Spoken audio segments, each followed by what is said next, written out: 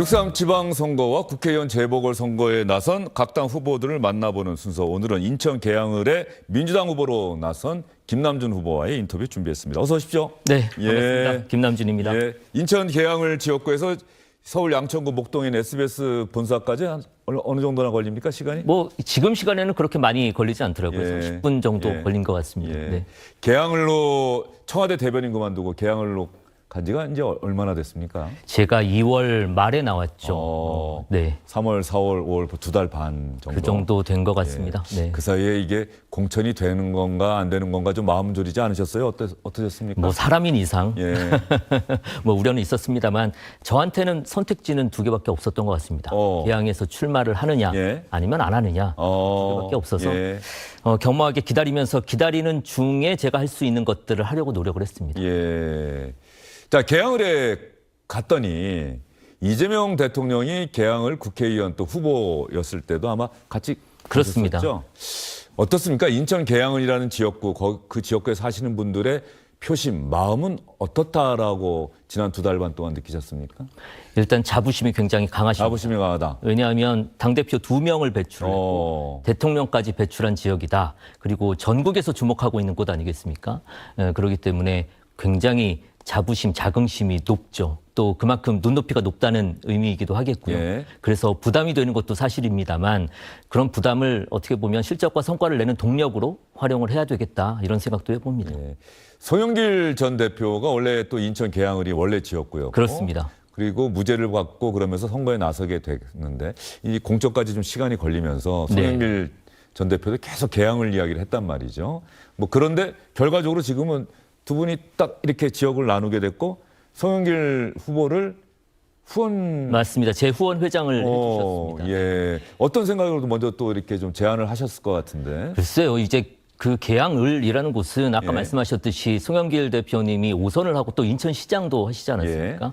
그만큼 그곳에 대한 애정이 강하셨을 겁니다. 그리고 제가 송 대표님 입장이어도 아마 그렇게 계양을에 대한 주민들의 애정 이런 것들을 보면서 그렇게 말씀을 하실 수밖에 없는 상황이었을 것 같습니다. 근데 그럼에도 불구하고 결정이 되고 난 이후에는 전폭 지원을 또 해주시면서 후원 회장도 해주시고 예. 또 물밑에서 굉장히 많이 도와주세요.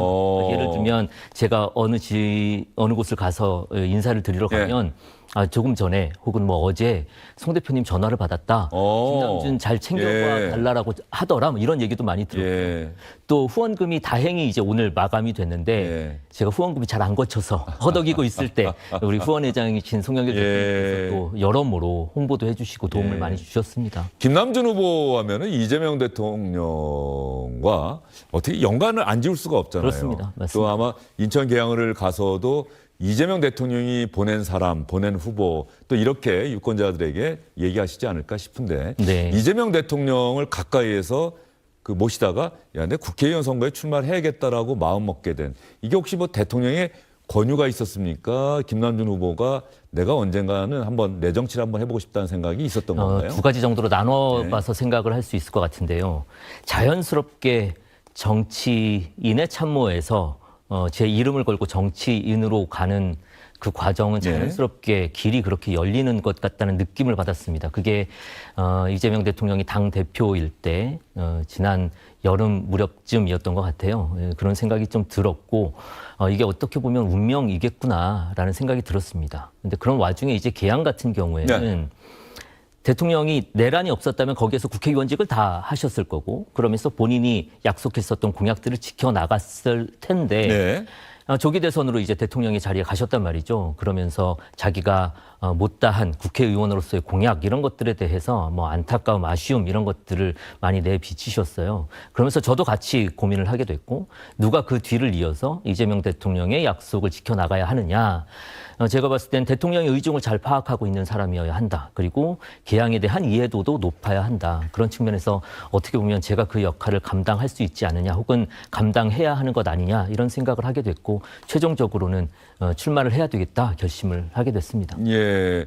자, 그러면 이재명 대통령이 12.3 비상계엄 내란으로 갑자기 윤석열 전 대통령이 탄핵되고 조기 대선이 치러지면서 이제 계양을 국회의원에서 대통령으로 자리를 옮겼고 그럼 이재명 대통령이 못다한 약속, 네. 계양을 유권자들에게. 네. 그러면 김남준 후보는 그럼 어떠한 약속을 어떻게 지키겠습니다라고 얘기를 하고 계신 건가요?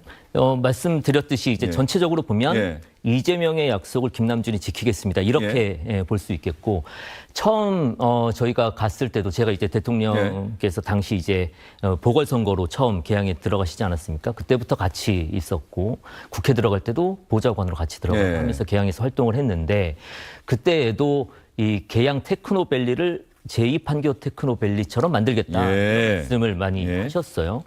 실제로 개항 테크노밸리가 지금 우리 지역에 굉장히 중요한 과제 중에 하나입니다. 이런 것들 기업 유치라는 것부터 기업을 유치하기 위해서 교통 인프라라든지 주거 인프라를 확보하는 것 이런 것들이 주요 과제이기도 할 거고요. 또 주민분들 많이 만나 뵈면 우선 과제들이 자연스럽게 정리되는 것 같아요. 주민분들이 서울하고 가까운데 교통 너무 불편하다 이런 말씀 많이 하시거든요. 그래서 교통 인프라 확충하는 것들 예를 들면 대장 홍대선 연장하는 사업이라든지 또 GTX-D Y자 노선이 있거든요. 그런 부분이라든지 챙겨야 될 과제들이 굉장히 많습니다. 그 약속하고 그 만약에 국회의원 되시면 꼭 지키셔야 되겠는데 이게 중앙정부와의 또 협력 그 끌어오고 자금도 끌어오고 예산도 끌어오고 해야 되는 건 아니겠습니까? 그렇습니다. 그래서 그런지 요즘 개항을 다니시면서 잘 되면 대통령 덕이고 안 되면 내 탓입니다라고 얘기를 하고 다닌다고 하는데 맞습니까? 그런 자세로 임하고 있습니다. 그런 그래야지 자세로. 어떻게 보면 제가 정치인으로서의 책임을 다하겠다 이런 표현이기도 하고요. 실제로 대통령께서 약속하신 것들을 제가 이제 이행을 해 나갈 텐데 압도적인 지지를 보내주시면 그 지지를 바탕으로 대통령의 약속을 이행하는 속도가 훨씬 더 빨라질 것이다. 그래서 결론적으로는 압도적인 지지가 필요하다. 그래야지 개항의 발전이 빨라진다. 이런 말씀도 꼭 드리고 싶습니다.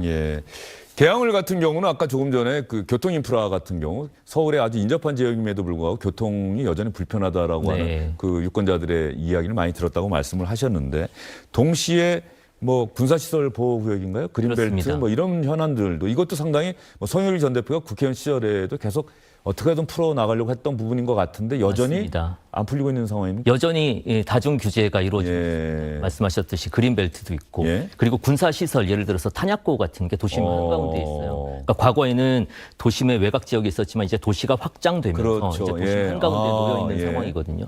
여전히 군사시설 보호구역으로 지금 묶여 있으면서 규제를 받고 있고 인근의 김포공항 등으로 인한 고도 제한이라든지 이런 규제들이 있습니다. 이제 그런 것들이 과연 지금 현 시점에서 이러한 규제를 계속 이어가는 게 바람직하고 맞느냐, 또 국가 경쟁력 차원에서 그런 규제들을 계속 가지고 있는 게 국가 경쟁력을 제고할 수 있는 방향이냐, 뭐 이런 것들을 면밀하게 뜯어봐야 된다. 그런 차원에서 제가 오버홀이라는 거 말씀을 드렸습니다. 뭐 오버홀이라는 게 뭐 아시겠지만 기계 부품들을 하나하나 다 뜯어내서 바꿀 거는 바꾸고. 고칠 거는 고치고 새로 닦을 거는 닦고 해서 다시 재조립했을 때 그 기계의 성능을 훨씬 더 좋게 만들어내는 게 이제 오버홀이라는 개념인데 지금까지는 수도권이라는 이름으로 인천을 그냥 뭉뚱그려서 묶으면서 규제를 해왔단 말입니다. 그게 지금 과연 합리적이냐라는 물음을 던질 필요가 있습니다. 지금 5급 3특으로 서울에서 거리가 멀면 멀수록 조금 더 광역화하고 광역 대도시의 힘을 발휘하면서 도시의 국가의 성장 엔진을 여러 곳으로 나누고 있는데 수도권 역시 그래야 하지만 그러기 위해서라도 먼저 해야 될 거는 오버홀 다 뜯어내서 이게 제 성능을 발휘할 수 있도록 하는 단계부터 먼저 해야 된다. 인천의 규제가 지금 이 시점에서 합리적인지 개항에 있는 규제들이 합리적인지 이런 것들을 다시 한번 들여다볼 필요가 있다. 그런 말씀드립니다. 인천 계양을 지역에 대해서 아마 모르시는 분들도 그 부분을 잘 이렇게 이해가 되는 그런 설명이 아니었을까 싶습니다. 서울과 가까운 곳이지만 여전히 많은 규제에 묶여 있는 곳이고 그래서 그런 부분들을 한번 근본적으로 한번 재검토를 해보겠다. 그래서 그런 측면에서 어떻게 보면 관점을 달리해서 보면 발전 가능성이 가장 많은 지역도 어떻게 보면 계양일 수가 있습니다. 그런 면에서는 오히려 그래서 저는 기회의 땅이다. 우리가 발전할 수 있는 기회가 무궁무진하다. 누가 들어와서 중앙정부와 협력해서 이런 것들을 과제를 이행해 나갈까를 염두에 둔다면 훨씬 더 많은 발전들이 이루어질 곳이다. 그런 말씀도 드립니다. 이번 선거를 각 후보들마다 나는 이런 어떤 슬로건 이런 걸로 한번 치르겠다라고 하는 게 있을 것 아니겠습니까? 네, 그렇습니다. 자, 이번 인천 계양을 국회의원 보궐선거는 어떤 주제로 치르실 생각이세요? 뭐 이제 메인 슬로건은 아직은 정해지지 않은 상황이고 아까 말씀드렸듯이 이번 선거의 컨셉이라고 한다면 대통령의 약속을 김남준이 지키겠다 이렇게 이제 압축할 수 있을 것 같고요. 제 뭐 네임 슬로건 혹은 이제 브랜드 슬로건이라고 하면 김남준이라는 정치인은 어떤 사람이냐를 이제 규정하는 건데 이재명의 1번 타자 김남준 이렇게 지어봤습니다. 1번 타자, 4번 타자가 아닌 1번 타자. 타자입니다. 네. 이유가 있을 것 같습니다. 아무래도 대통령과 오랜 기간 같이 해왔었던 참모들 중에서는 어쩌다 보니까 또 제가 제일 먼저 나오게 됐고 그리고 1번 타자의 역할이 테이블 세터 그러니까 무조건 진로 출루를 해서 출루가 중요하잖아요. 할 수 있도록 만들어야 되고 빠른 발을 이용해서 상대 진영을 흐트리면서 경기에 우세한 지점들을 가져와야 되고 이런 역할들을 하는데 제가 아무래도 대통령의 의중을 잘 알고 있고 또 청와대에서 근무를 하면서 국정 기조도 잘 이해하고 있다. 그런 측면에서 기민하게 대응할 수 있지 않겠느냐. 뭐 그런 공통점들을 조합해 보니까 이재명의 1번 타자 이렇게 명명하는 것이 어떨까 그런 생각을 해봤습니다. 예, 이재명의 1번 타자. 예. 자, 김남준 후보가 이재명 대통령과 함께한 시간이 어느 정도나 됩니까? 제가 성남에서 방송 기자 생활을 했었는데요. 예. 그때 2005년 무렵부터 알기 시작했으니까요. 기자대 취재원으로 알고 지낸 거는 벌써 20년이 된 거고.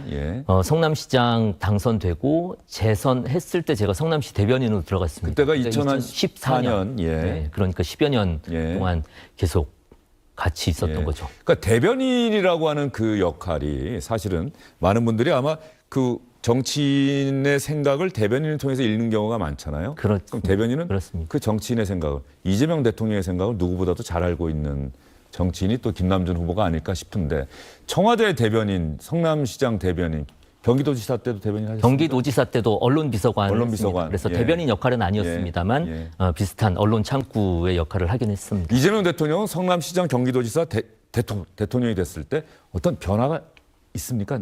개인적으로 느끼기에. 이제 밑에서 일할 때 가장 힘든 경우가 뭐냐면 이때는 답을 A라고 하고 또 지나고 나니까 답을 이때는 또 B라고 하면 헷갈리잖아요. 그렇죠. 그럴 때는 어느 곳에 맞춰야 될지가 굉장히 어려워서 그런 경우에 그런 분 밑에서 일하는 게 어려운데 이재명 대통령님 같은 경우에는 그런 편은 아니었습니다. 그러니까 철학이 성남시에서의 판단과 지금의 판단이 크게 다르지 않다. 그래서 그런 측면에서는 밑에서 일할 때 굉장히 큰 장점이었는데 일의 양 자체가 많죠. 일의 양 자체가 워낙 많아서 일을 열심히 하는 분이라 그런 부분들은 일관되는데 또 반면에 굉장히 유연해졌다. 그래서 그런 유연성 부분들은 뭐라고 그럴까요? 점점 성남시장보다는 지금 대통령이 되는 과정에서 큰 일들이 많이 있지 않았습니까? 그런 것들을 거치면서 훨씬 더 유연해진 것 같다라는 느낌이 있습니다.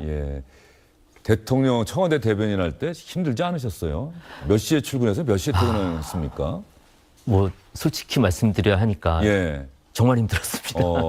아침에 뭐 6시에서 6시 반 정도부터는 일과가 시작된다고 보시면 되고요. 그러니까 눈 뜨자마자 이제 기자분들의 전화를 받는 것부터 시작. 기자 전화가 이게 크죠. 맞습니다. 이제 아침에 이제 취재를 이제 시작을 하니까 제가 출근하면 어떤 상황이었냐면 책상에 앉아서 컴퓨터를 켜고 그다음에 조그마한 뭐 이렇게 그거를 놓고 핸드폰을 놓고 핸드폰을 통해서 메신저를 하면서 전화 통화를 하면서 거의 뭐 텔레마케팅 하는 거의 그런 식으로 기자분들 응대를 하고 일을 했었으니까요. 그리고 뭐 끝나는 시간은 사실은 청와대에서 업무 종료 시간은 대중 없고 퇴근을 했다고 하더라도 그게 진짜 퇴근은 아닌 거니까요. 대통령의 생각을 정확하게 전달한다는 게 이게 상당히 좀 부담도 됐을 것 같은데 혹시 내가 말을 잘못하면 이게 큰 파장이 생기잖아요. 네, 그렇습니다. 대변인이라는 자리가 모르겠습니다. 뭐 선배 대변인님들이 많이 계신데 이런 말을 하는 게 주제 넘는 걸지는 모르겠습니다만 말하는 것보다 듣는 게 더 중요하더라고요. 그래서 많이 듣고 더 중요한 거는 말을 잘하는 것보다 하지 말아야 할 말을 하지 않는 것 그게 굉장히 중요한 것 같아서 좀 오랜 기간 이재명 대통령님과 함께 하다 보니까 하지 말아야 할 말들을 해서는 안 되는 것들에 대한 훈련들이 좀 많이 됐었던 것 같습니다. 이재명 대통령이 국무회의나 어떤 회의든 간에 아예 공개를 해버리니까 그렇습니다. 생중계가 돼서 국민들이 사실 조금만 관심 있으면 그냥 다 들을 수가 있으니까. 그렇습니다. 그런 면에서는 예전과는 좀 많이 달라진 부분이죠. 완전히 많이 달라졌죠. 그리고 국민들이 이 국정 기조를 이해하는 것도 굉장히 중요한 측면 중에 하나고 또 하나는 공무원 이 공직사회가 대통령의 의중이 어디에 있는지를 파악하는 게 이게 굉장히 중요합니다. 왜냐하면 내가 지금 공무원으로서 어떤 일을 하고 있는데 이게 어떤 취지로 어떻게 업무들이 연결되어 그렇죠. 있는지를 예, 알지 예. 못하면 중간에 전달되는 과정에서 또 왜곡되기도 하거든요. 그런 것이 없이 대통령이 이런 의중을 가지고 있었고 거기에서 파생되어 온 내 업무는 어떻게 해야 되느냐를 알 수 있으면 공직사회가 훨씬 더 유기적으로 움직일 수 있으니까 그래서 성과도 더 빠르고 합니다. 네. 요즘 들어서 이재명 대통령의 그 SNS 정치라고 해야 네, 하나요? 네. 그 제가 만난 뭐 국무위원이나 장관급 인사 정치인들이 시도 때도 없이 이재명 대통령이 네. 그 뭘 보내면 기사 링크를 이렇게 보내서 그럼 본인이 미처 못 읽은 기사까지 막 이렇게 네. 보내서 해서 정신이 번쩍 들더라라는 얘기를 하는데 그거 원래는 알고 계셨습니까? 원래 그랬었고 그래도 지금은 나은 게 예. 예전에는 댓글을 캡처해서 보내주셨어요. 댓글을 그러면 그게 어느 포털 사이트에 어떤 기사 댓글인지 평소에 모니터링 그렇죠. 하지 않으면 예. 모릅니다. 근데 뭐 지금은 그 정도 같지는 예. 않으신 것 같고. 예. 저는 SNS를 적극 활용을 하시는 게 당연히 응당 그래야 하고 굉장히 장점이 많다 그렇게 생각을 합니다. 또 SNS가 뭐 소통하는 메신저뿐만이 아니라 뭐 다양한 또 미디어로서의 역할들을 하지 않습니까? 보통 보면 대통령이 직접 자기가 발화해서 메시지를 전달하는 경우도 네. 있고 그렇지 않으면 대변인을 통한다든지 아니면 무슨 자료들을 통해서 이제 사람들이 알게 되는데 그 중간 지점에서 메시지를 전달해야 되는 콘텐츠들도 분명히 있거든요. 약간은 직접 발화하는 것보다는 조금 더 캐주얼하면서도 그렇죠. 예. 그다음에 남이 전달하는 것보다는 조금 더 직접적인 메시지 전달이 필요할 경우에 그럴 때는 SNS를 적극 활용할 필요가 있습니다. 그 지점을 잘 활용을 하는 예. 분이셔서 저는 장점이 많다. 대통령은 그렇게 직접 생각합니다. 하는 거죠? 직접 결국은 직접 하죠. 예. 저희가 뭐 발제하는 경우도 예, 있지만 예. 최종적으로는 대통령의 의중을 담아서 하는 거기 때문에 직접 예전에 한다고. 뭐 청와대 대통령 되고 나서는 모르겠습니다만 예전 같은 경우에 김남준 대변인이 너무 이 SNS 많이 하시면 안 됩니다 하고 이렇게 휴대전화 좀 당분간 저희가 갖고 있을게 뭐 이런 적도 있었습니까 예전에는? 아니, 비밀번호로 바꿨었죠. 비밀번호로 비밀 그래서 저를 통해서 예. 메시지를 내는 것과 본인이 직접 내는 것과 예. 시간 차이가 별로 없다. 예. 저를 통해서 내시는 걸로 하고 저희가 관리하겠다 그러면서 제가 비밀번호를 바꿨 어느 정도 저 이재명 대통령과 김남준 후보의 관계가 어느 정도 관계인지는 알겠네요. 비밀번호 아예 바꿔버렸다. 자 여기 나오시면 제가 똑같이 시간 드리는데요. 아직은 선거운동 기간이 아니기 때문에 지지를 호소하실 네. 수는 없는 것이고 네. 왜 내가 출마하게 됐는지 뭐 인천 계양을 유권자들 또 우리 주영진의 뉴스 우리 시청자분들에게 한 말씀 해주시죠. 이번 선거는 굉장히 중요하다고 생각이 됩니다. 특히 이제 개항의 경우에는 개항 발전을 시킬 수 있느냐 없느냐를 가를 선거라고 생각을 합니다. 그렇다면 누가 이 자리에서 국회의원으로서 역할을 해야 되느냐, 중앙정부와 잘 협력해서 개항의 그동안 과제들을 빠르게 돌파할 수 있는 기민하고 빠른 사람이 필요하지 않나 생각을 해보고요. 그런 점을 잘 유권자 여러분들께서 판단하셔서 이번 선거에서 올바른 선택해 주셨으면 좋겠다. 이런 당부의 말씀 드리겠습니다. 열심히 하겠습니다. 네, 인천 계양을의 민주당 후보로 나선 김남준 후보와의 인터뷰였습니다. 오늘 말씀 정말 잘 들었습니다. 감사합니다.